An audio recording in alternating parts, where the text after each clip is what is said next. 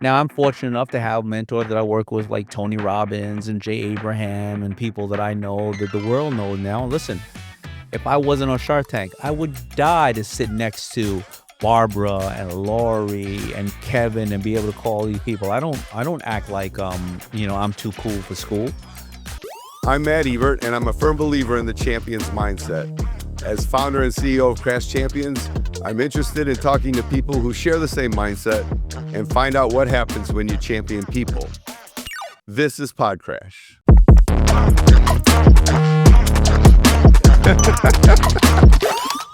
So our guest today is Daymond John, which is awesome. What's happening? Get to talk to somebody that doesn't need an introduction because I'm pretty sure the whole world knows you. So I don't know about that. skip the bio. I always think there's a couple of new customers out there.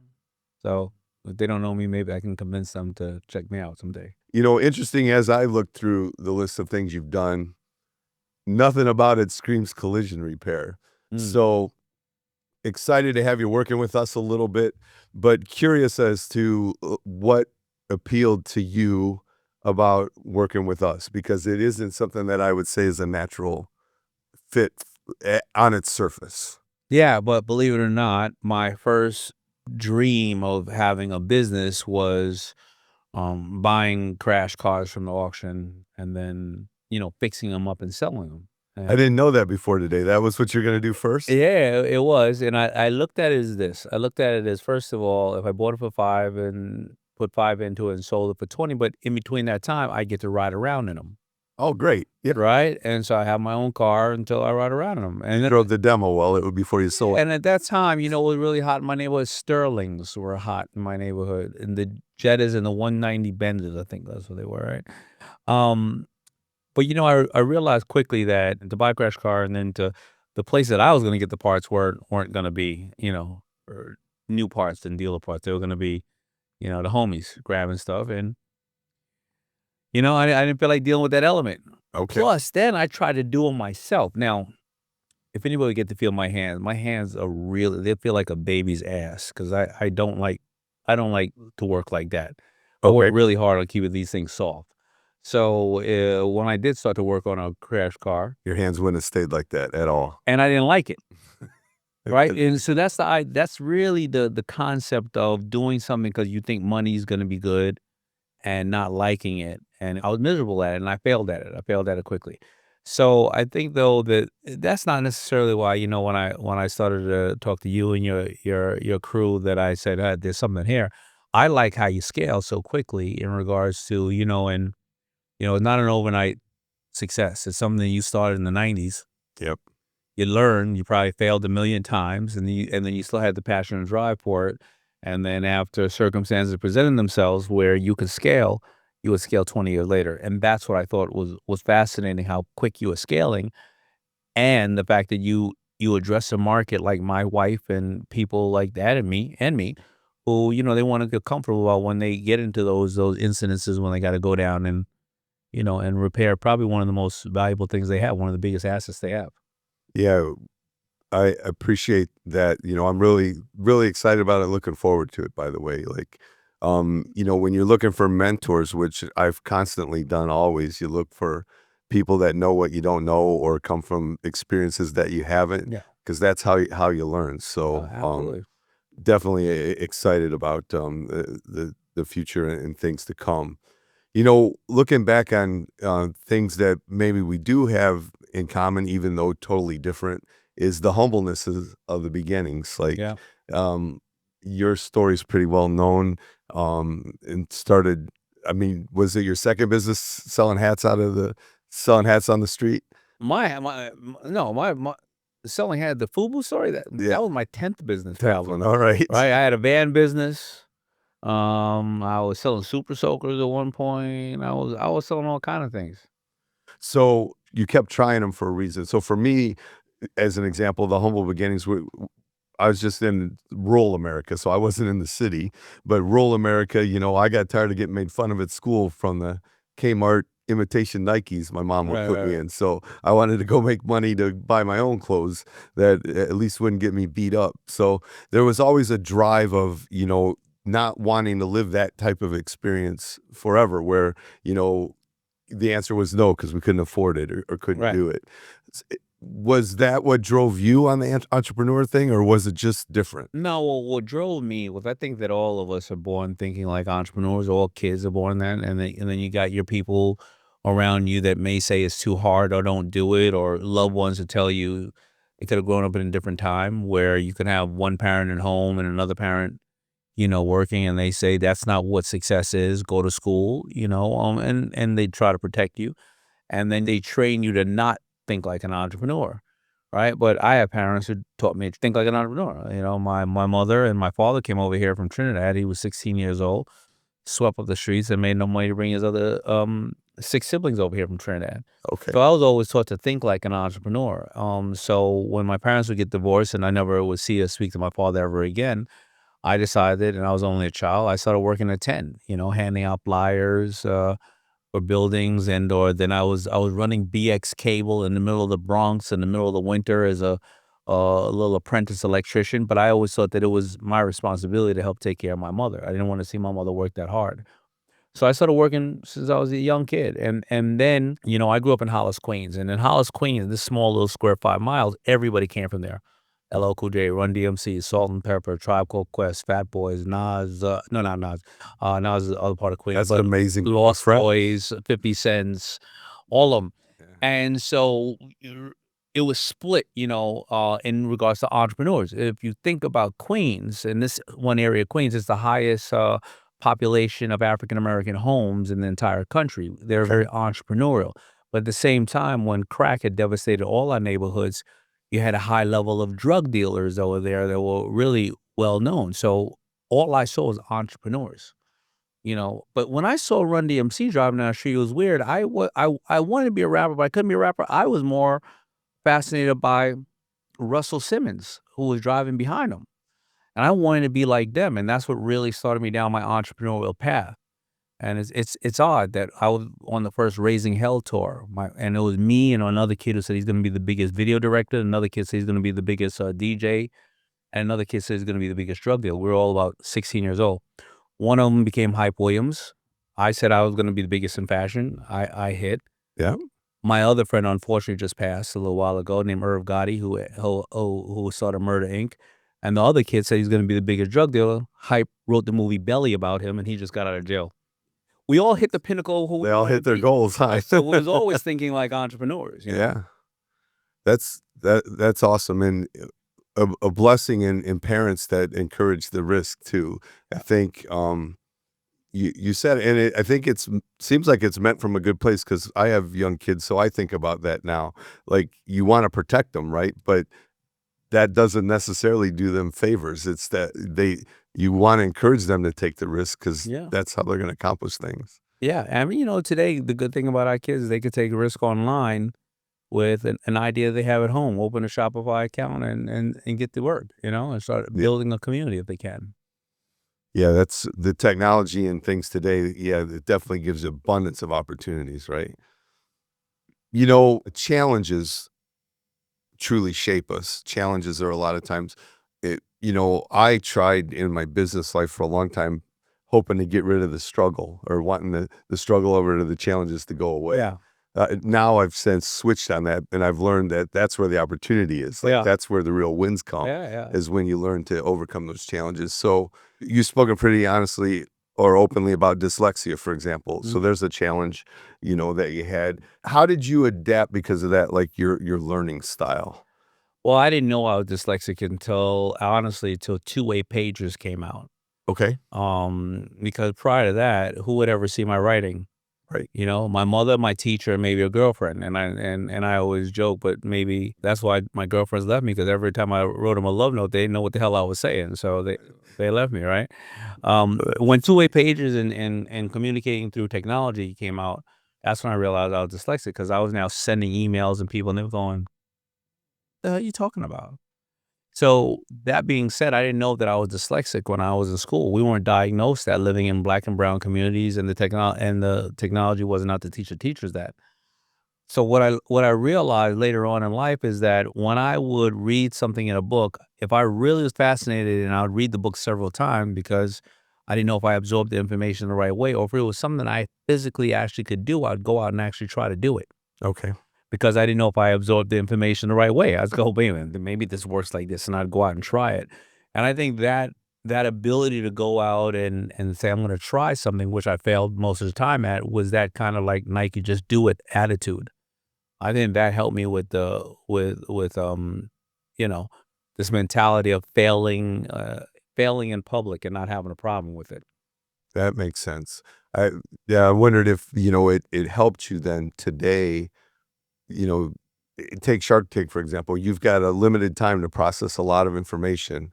And I didn't know if, someone if the way you process certain things was affected and in the But end ended it up being has an to be in advantage. entrepreneurship because 8 of the 12 sharks are dyslexic. Really? Yeah, and 42% of Interesting. entrepreneurs are dyslexic. I didn't know that, those It numbers. is. That's Now, pretty interesting. unfortunately, a large percentage of incarcerated people are dyslexic too because, studies have shown dyslexia and lack of hearing. You see, if you're dyslexic and you're in the 3rd grade and you're a kid, there's no pill that can fix it, right? ADD, ADHD, you can take pills and drugs, and what happens is they have more money to advertise and market. But a kid who is dyslexic, if you're not diagnosed properly and you don't wanna do this in school, huh? Right? Yeah. You don't wanna You don't what wanna are the raise your kids gonna hand and say? look dumb, right? They're gonna say you're dumb, and then, unfortunately, if you don't have a great support system around you, there's gonna be people who are gonna say, "I don't think you're dumb. Why'd you come stand on this corner and make some money?" So, being dyslexic, is one of my goals to let the world know that LinkedIn just recently started to label it an asset. But entrepreneurs are dyslexic. 7 presidents were dyslexic. Einstein was dyslexic. It's just a different form of absorbing information because as human beings and people, we only started reading fairly new a thousand years ago, comparison to the last several million of reading hieroglyphics. Yeah, that makes sense.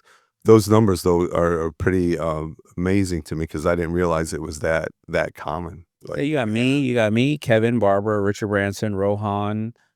That's 5, and I forgot the other 3. Maybe because I'm dyslexic. my wife struggles with that. She tells me the good thing about it is I don't write her a letter because she tells me you're gonna frustrate me. You write me a letter. My Don't do team my don't do team don't knows do that that. don't send me no long ass don't send me no long ass email because 'cause Imma look at it and Imma get drowsy. I'm just gonna go on to the next one. Yep. So at least I don't have to write big long love notes because she won't read them anyway. So there's that side benefit for me as her husband.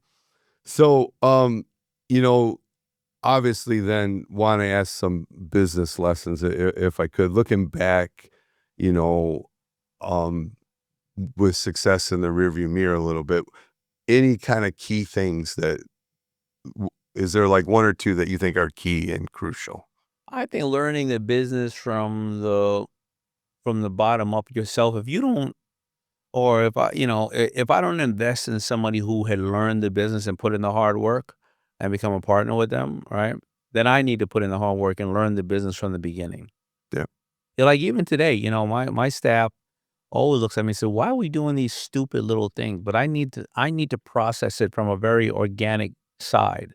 As one of my guys would say, "You wanna fly the plane like the pilot." And I realized a long time ago that the first person you should try to replace is yourself in a business, in positions, because if I hire somebody and I learn a little bit about the business, well, I know if you're a rock star, I know if you're full of shit, right? And then I move on and move on and move on. Or you get great partners, but there's no shortcut in it. And I think that's one of the most valuable lessons I learned because I went through the ups and downs of, failing because my ego said, "Well, you're Daymond John. You can do anything." No, I can't. Or just throw money at it. Or that person looks great. That person on paper, that's what it sounded, but I didn't trust my gut until I started to learn and operate those businesses myself. I had a lot of failures after my successes. Kind of if you keep trying things, you're bound to not everything can't be a success, Yeah, right? So fail quickly is kind of right fail the fast. thing you want to do. And so you probably pretty much summed it up though when you were talking about that. I was going to ask originally, I was thinking of asking, like, what is it that you look for in businesses that you want to invest in? But it sounded like, is it always the horse then? Is it, is It's it, the jockey. yeah, Yeah. okay. It's always the operator. Yeah. Always the operator. 100%. I mean, look, my company I invested in is Bombas socks. It's the Yep. number one product in Shark Tank history. They've outsold everybody. The only one, so Ring is number 2. It didn't get an investment, but it hit number 2 in regards to, where it was on Shark Tank. Now it's, huge. And number 3 is a Scrub Daddy, right? A sock and a sponge. And so Ring didn't get an investment. But if you look at the 2 top ones that got investments, it's a sock and a sponge. There's nothing new about that product. Right. It's purely Or the sexy, so to speak, operator. right? It's the operator. It's the execution and the operator. That's it. I like to say all the time, there's nothing new in this world. It's a new form of delivery. You may make it lighter, faster, stronger. I joke and say The Voice. It's not new. It's just American Idol. All they do is turn the chairs, right? American Idol, Showtime of the Apollo, and Showtime of the Apollo, is the Gong Show, right? It's not new. So it's how are you going to execute it in a way? I was talking to you earlier, and I said, what Elon Musk is doing with SpaceX is not new. All he's doing is filming what NASA has been doing for the last 80 years. He just happens to be able to film it and capture it and put it out, and everybody goes, "Oh my God, I've never seen that before," because NASA decided not to show it to you. Yeah. It is pretty impressive what he's doing, though. But yeah, I get it. No, He didn't invent. I'm He didn't invent something yeah, new, right? of Yeah. course. Listen, I'm generalizing and watering it down. Again, remember I said product is king. If he wasn't making really great, product and technology, then we wouldn't have anything to look at. The Bombas being number one, I know you call that out a lot. Who do you think, from a fellow shark perspective, who gets irked by that the most if they don't have the win? Every one of them. Who's the most? Everyone I'll wants tell it. you why. First of all, because Lori and I go neck and neck because she does products, right? Yep. Cuban, Mr. Know-It-All, big bucks. He doesn't like to be, showed up, and he's competitive, Yep. right? Totally don't care about much. So let's discount him. You know what I mean? Every one of them that's in an interview next to me, because but it's all in good spirit. It's not really about, be very honest. It's not about Bombers what amount they've done, because more importantly, I think they're at almost 200,000 units of clothing, slippers, socks, underwear that are Right. going to those in need. And that's more important than anything else, because Bombas couldn't do it alone. Bombas does it because people want to know, what have you done lately for somebody else, not just me. And if I'm going to give you my money, you know, are you going to help somebody? And do you stand behind what you're going to do? And if you look at the Bombas guys and girls that work in the organization, they're in the shelters too. They're not just giving it away. They know the directors. They know the people. They direct people there, and they care about what they do. And that's why I did this with you, because Cash Champions, you gotta, when you have a successful business, it comes across that you care about people. Yeah. That's what makes it successful, I think. Like, the motive matters in the end. Like, People see through it, especially yeah. today with, let's say we have the transparency today. I can't tell if your employee is speaking on your time or their time. And if you have a bad culture, heavy turnover, and a bunch of people saying this is what they do over the company, that's gonna get out. Yep. It's gonna get out in a second, because they're gonna throw it online, and then somebody else gonna feed in, somebody else gonna feed in, and they're gonna go, "Oh yeah." All of a sudden, you're gonna start hearing rumors and whatever the case is, or whatever it is, that it's just nasty. It's not a good place, and that bleeds over to the customer. Very, very true. I always have felt like, if it's not genuine, or if, somebody else has to be wronged in order for you to win, it's not going to be successful. The, to me, like, we're helping people in a time of need here, but like, the simple principle of, like, how to be successful is find out what people need or want, and bring it to them. Like, and so that's coming from a much better place than a motive that isn't right. Always. So I'm curious, like, at Crash, like, I took on private equity investor, and now we're on the second group. And so I've sat in front of them and presented and pitched the company, as we were going through those processes. And in that world, there was a lot of similarities on how each of the money groups, so to speak, kind of looked at the business, evaluated it, with just a little bit of maybe a unique spin here or there, but in general, they were looking for the same levers and same things. Do you have a playbook for you personally when you go in to help a business? So let's say I was on Shark Tank and we made a deal, a day one meeting or whatever, where you're going to try to figure out how you can help more. Yeah. Is there a playbook that you run that is pretty standard? Sure. Yeah. Well, yeah. So where do I add more value than dollars? Dollars are readily available. They're on the market. Okay. It's Mm. not that easy now to raise it as it was in the past, but it's on the market.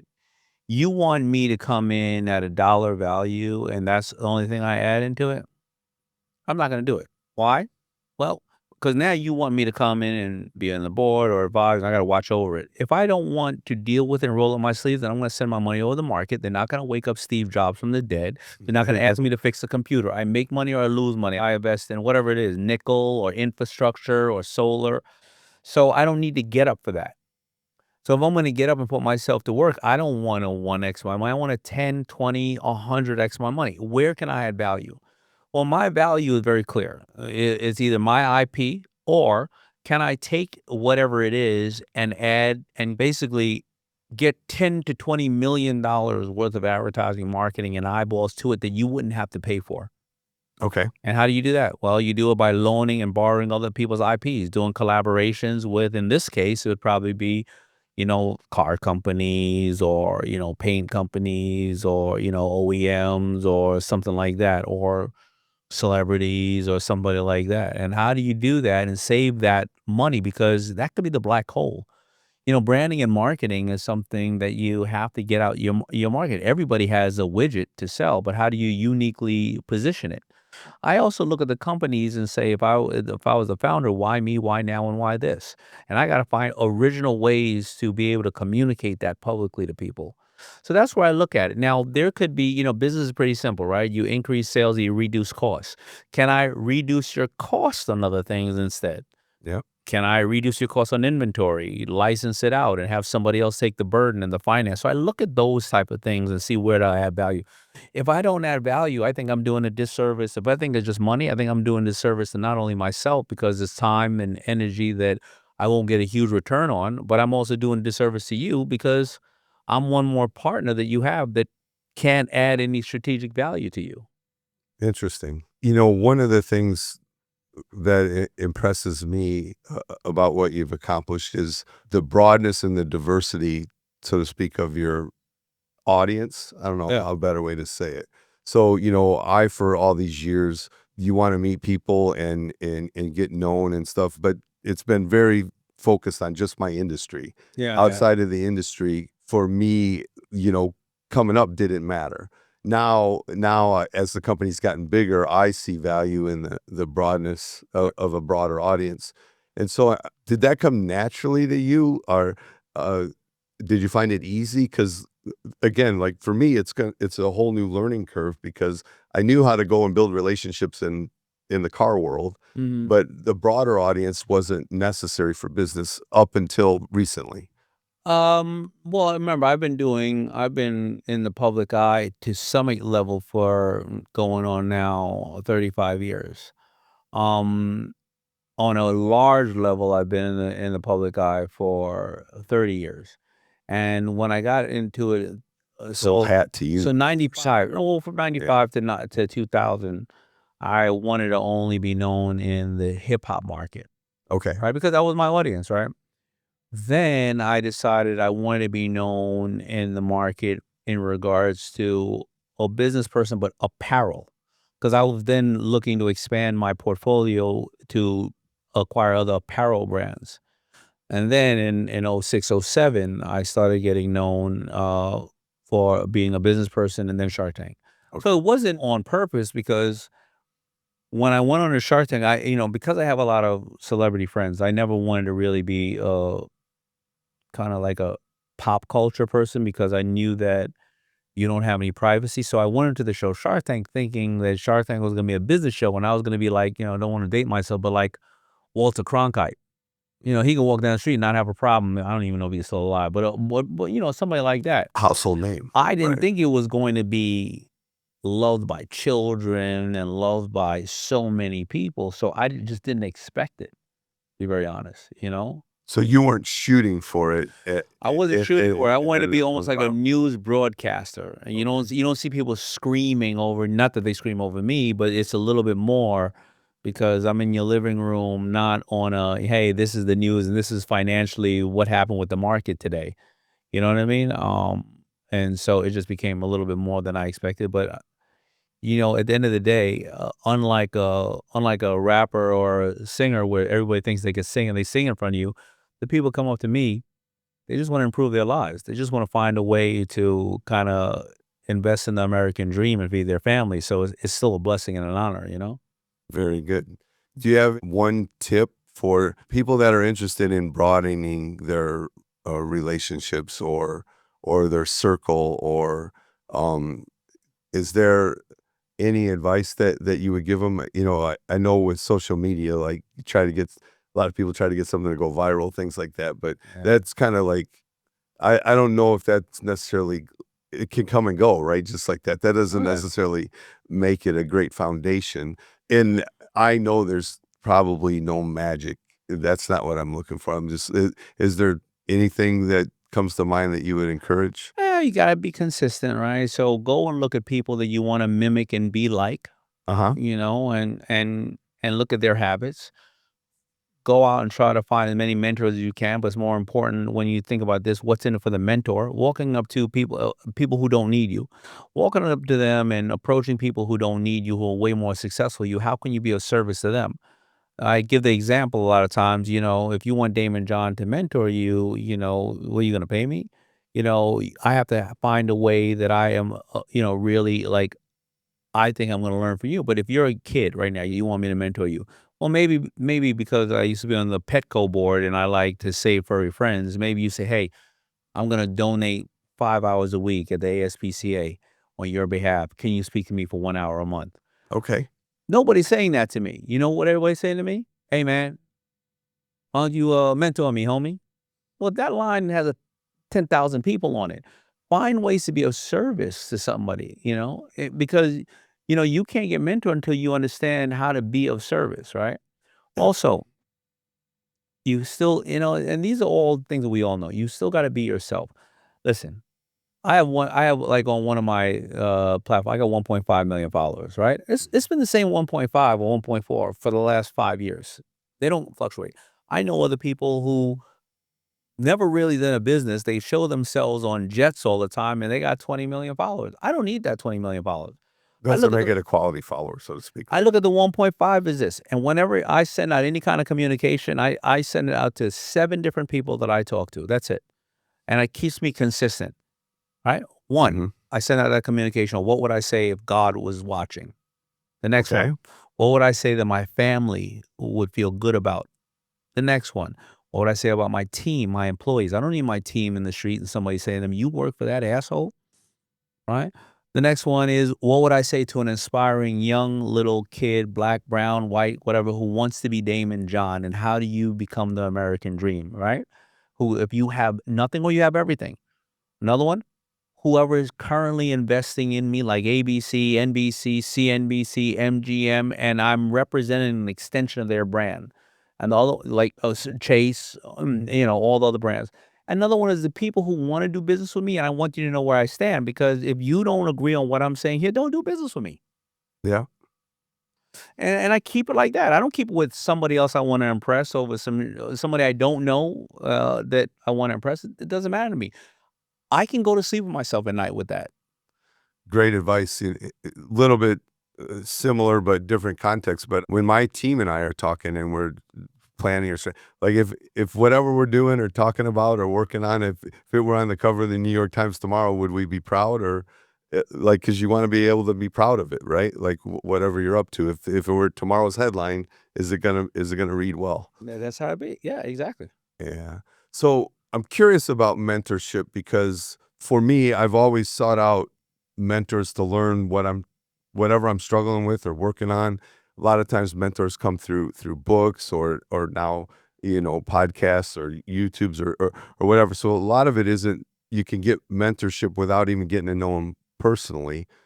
But curious about your mentors.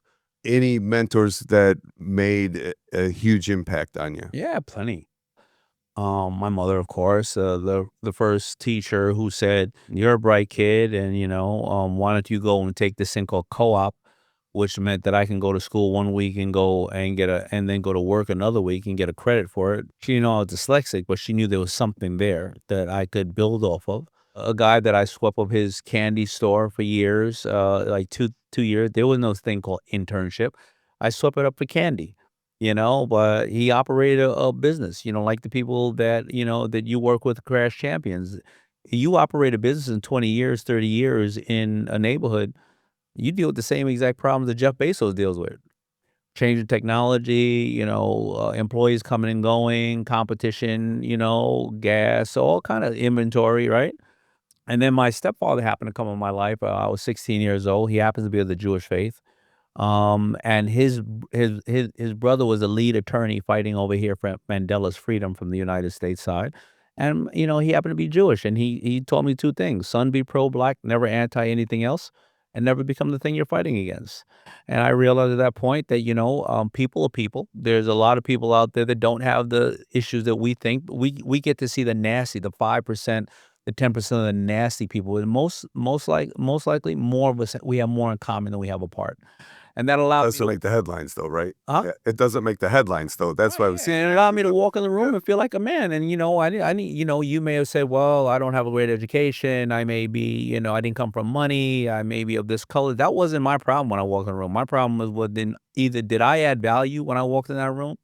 And if you didn't see any value in me, don't worry about it. I'm going to go kiss another frog until I find somebody that I add so much value to because they need it and I need them, and we collaborate. So all these things, all these people were mentors, and I still would seek more mentors out. Now I'm fortunate enough to have mentors that I work with, like Tony Robbins and Jay Abraham, and people that I know that the world knows now. Listen, if I wasn't on Shark Tank, I would die to sit next to Barbara and Lori and Kevin and be able to call these people. I don't act like I'm too cool for school. And when you are vulnerable, as a business person, you say, "Hey, can you help me and can you teach me this? I know everything I need to know about this, but I don't know about that." People wanna fight and get behind you. It's the ones who think that, you got a hard shell. I'm not supposed to tell anybody that I don't know everything. Well, then Right. there's nothing else for you to learn. Nobody wants to get behind you. Yeah, that's great. I believe you can learn something from anybody. Absolutely. Like there's something you can learn. Just Listen, I remember last time talk. I was in Chicago, this guy shined my shoes. This man put 5 kids through college, shining shoes, working a hard day's honest job. Mhm. That's more of an entrepreneur, more of a mentor than I forgot what hotel it was where he shined like every president has walked through there. You know how much knowledge that man has and what he did all those years to do that? Yeah. And they So probably, while they're getting their shoe shine, shared all kinds of there information you go, man. just in the casual conversation. So in mentoring, any challenges for you there, or like what's is there is there something as a mentor that you find to be a challenge, or coming from a place of helping people, it's pretty easy? I think you know what it is as a boss, you know what it is, you feel like when you know somebody has all that you just haven't tapped into what they do well because everybody can do something well. You feel like you fail them, especially when you have a team, right? You know that they have it. Now, it may be how they were brought up or whatever the case is in their way. Maybe you didn't uncover that thing yet. You weren't able to unlock it. And you're frustrated because you take it personally that you're not supposed to change the world. You're supposed to be able to present to them where you think that they could actually excel. And you believe in them so much. And sometimes people don't believe in themselves, or you weren't able to convey it or relay it well enough to tap into that magic of theirs, and you let them down. Because when you think about being a boss or a mentor, it's like no matter what's going on, it's on you. Yeah. That's it. You took that job. You decided to take that job on. They didn't decide to take that job on. You decided to be the boss. And these people, whether you're mentoring them or you're employing them, they wake up every single day and work on something that you've decided that you wanted to create or do. That's a big responsibility to take. And I think that's where it's frustrating because there's so many people that you wish you could help. You know what I mean? Yeah. Figuring out the way in or the way Yeah, that man. resonates, right? Yeah. One quick, or maybe not quick, last subject I was anxious to ask you about is the personal brand. One of the reasons why we're doing this PodCrash Yeah. is because of it.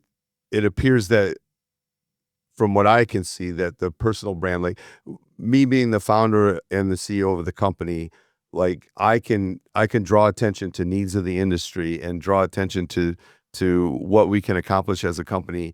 Um, w- Maybe even easier if I can do it well than just the company advertising, for example, on its own, because 100%. nobody cares about collision repair until they need it. So the personal brand for us seems to be a way that we can really move the needle on Yeah. some things. On the personal brand thing, how did that evolve for you? Did you always know that my brand is gonna ma- did gonna matter? Was there a revelation to you at some point, or Yeah, it was a revelation. So I started a semi-person or like a very small form of personal branding behind my partners and I when we started FUBU. And why? Well, we felt that, for African Americans who, if we all felt that we like something, because hip hop is not, it's just like anything else. Some people dress grunge looking, some people dress high, super gloss, some people dress whatever the case is, right? Afrocentric, right? Mhm. But if all of us like something, we felt that it was good enough for the market. When we started getting the brand out there, we decided we want to push ourselves. Well, a couple of reasons. We had LL Cool J, but if he decided to leave or he, did something that was against in the public's eye, something they didn't like, well, it would ruin the whole brand. So we had a four-prong approach. One, we would do a quarter of the advertising, LL Cool J. Another quarter of the advertising, beautiful people, models, and somebody sees themselves as the model. Well, what if you didn't see that as a model? Another, you didn't like the way that guy or girl looked. Well, another one was just the product. And then another one was us. Do you know who the founders are of For Us By Us? Yep. Right? And so I put myself out there like that. I then started to At that young age, you had that strategy that already. was the strategy. That's pretty awesome. Well, yeah, Yeah. it's not this well thought out thing. It was, in the basement we thought about it, drinking a couple of 40 dogs and drinking some fork rinds, right?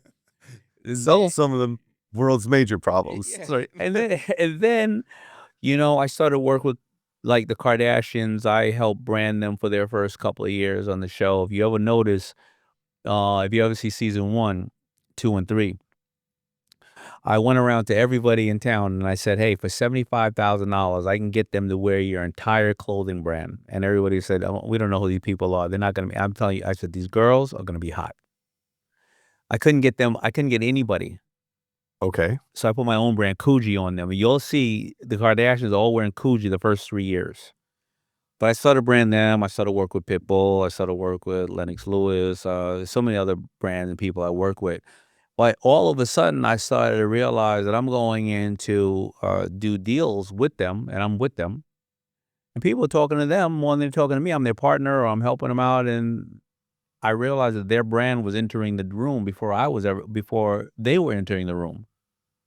And this is now the girls weren't known now. Okay. Kim's tape had just came out. They didn't want the tape out. People think they put that tape out and on purpose. They did not. The show almost got canceled Because of it. Yeah. because of that. And then I realized I had to start branding myself. So then I put out a book. And then I started branding myself. But the book wasn't about this glossy kind of sizzle reel. This book was about the hardships of entrepreneurs and what we got to go through. And that slowly started gaining steam. And then I got called on Shark Tank, and I started to put all the things I've done, whether it's FUBU or Coogee or the Kardashians or all these other brands. I put that behind my own personal brand, and it started to obviously take. But social media just started at the same time, Yep. so it was kind of like I was doing it simultaneously when the world was starting to brand each individually. Interesting. What I think I know what you're going to say on this, but when it comes to a personal brand, what do you think the most important factor is? Being true, right? I Being honest. thought authentic Everybody was gonna wants be it what to be you said. glossy. You Yeah. can't be glossy. Old dirty bastard was an old dirty bastard. That's what people bought into you for. People Yeah. don't, people see through that. You want to say you're here when you're here. Everybody is some level of a brand, right? You know what's a brand? When you go in, you can go in. My mother used to buy peas or beans or green beans, and there was the Jolly Green Giant. Yep. One person's going to say, I'm buying the Jolly Green Giant because I don't have a lot of money for my family, but I buy the Jolly Green Giant because that's the time we can treat ourselves. Okay. Another person gonna say, boy, that's green beans. I ain't buying no goddamn Jolly Green Giant. I'm more frugal because I'm saving money for this. Yep. A brand is a brand. A brand delivers on a promise. It's a vacation. It's a destination, right? And so you can be the kind of I'm keeping a real tree hugging person, but you're running around with your Land Rover and your Yeti and your whatever the case is, or you can be a luxury person, right? It all depends, but you have to be consistent with the brand, and because people will see through it. Yeah, I was assuming that's what you would say is the most important, and you're never going to please everybody. Impossible. So be true to who you are, and those who like you will like you.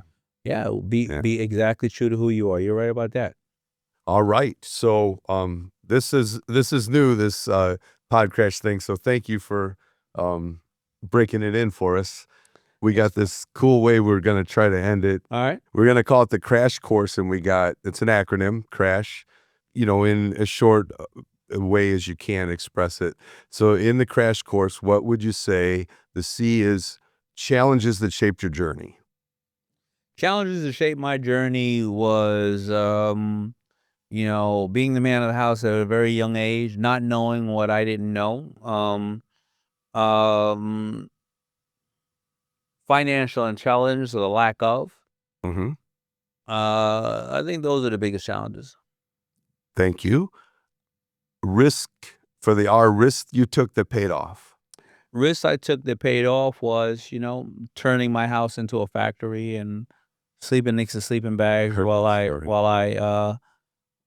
made clothing, at night, and I worked at Red Lobster during the day and rented out all the rooms in my house for I think they were $25 a week to total strangers while I slept in sleeping bags next to the sewing machine. Laid it all on the line. All online. The A, advice you would give to your younger self. It would be getting financial intelligence because we're not taught any financial intelligence in our school system. So people feel like they're embarrassed that they don't have financial intelligence, but we were never taught that coming up. None of us in this country. It's something that is most important because we're all of us are going to have to learn how to use, credit and interest and all these things. And the data shows 65% of lotto winners and athletes are bankrupt 3 years after winning the lotto or leaving the league. That means they didn't know how to use the money, the tool of money. So that would be the number one advice growing up. And the number two would be saying that money is a great slave but a horrible master. As I opened up with the crash car business, if you let money dictate your actions, well, then it's a horrible master. You're never going to win. Most of the people that I know that allowed money to dictate them growing up, they're either dead or in jail. The financial intelligence thing we talked about earlier, like the children's book, like that was one of the things you did with that was to teach it to young kids, which I think is awesome. Little Daymond Learns to Earn was the only book, entrepreneurial, made for children that hit New York Times bestseller. That's awesome. My kids are 8 and 5, so I think I told you I'm going to check the book out because I'm sitting here thinking, how do I teach it? How do I teach it to them? All right, the S, success. What's your definition? It's going to be the same thing that everybody is doing what you absolutely love and waking up every single day and doing it, and being extremely passionate to know that you challenge yourself every day. I love you said everybody's going to answer the same, so we might want to change that for the next time. Find something else for the S to be. And then this one, probably get a lot of similar answers, I think, but habits that drive your daily success. Habits, it's goal setting. It's reading the same goals every single night before I go to bed. Okay. They expire in 6. You literally review them every night. Yeah, you read them. 6 of them expire in 6 months. The other 4 expire in 2 years, 5 years, 10 years, and 20 years. I read the same things when I wake up, same exact goals. Because, we become what we think about most of the time. And if you aren't in charge of the goals and the things you want to do, you will let other people set goals for you. That you're always going to be in an abusive relationship. You're never going to grow that business to be that size. I've never heard of that before, not in our family. You're going to embarrass yourself. You're going to embarrass us. This is how people look. This is what people do. This is what's going to happen to you. And if you hear that more of the time than you filling yourself with what you want to think about, you will become what you think about most of the time. Yeah, yeah. I learned that too, books that I read. It's all about what you think matters. And by the way, I didn't come up with goal setting. It is Napoleon Hill, Think and Grow Rich, or The Secret, or Brian Tracy Goals. There's hundreds of books written on manifestation and goal setting. And I promise you, all these authors from way different times in history didn't just all get together and say, let's make this concept. And so, understand what goal setting is. And I like Napoleon Hill. I think that's the most powerful one about it. I mention that one all the time. That was the book that taught me the power of how we think and what we think about. Yeah. Before we say goodbye, hey D, how can people follow you? You can find me. My name is Daymond, like Raymond with a D. So you can follow me at The Shark Daymond on all platforms: LinkedIn, Twitter, Of course, I'm on ABC, Shark Tank, and CNBC, and I also do something on TMZ every weekend, every week. Follow the money. Really? Okay. Yeah. I hope you enjoyed this conversation. If you want more PodCrash in your life, which of course you do, make sure to like, follow, and subscribe to us on YouTube, Apple Podcasts, Spotify, or wherever you get your podcasts. Catch you next time.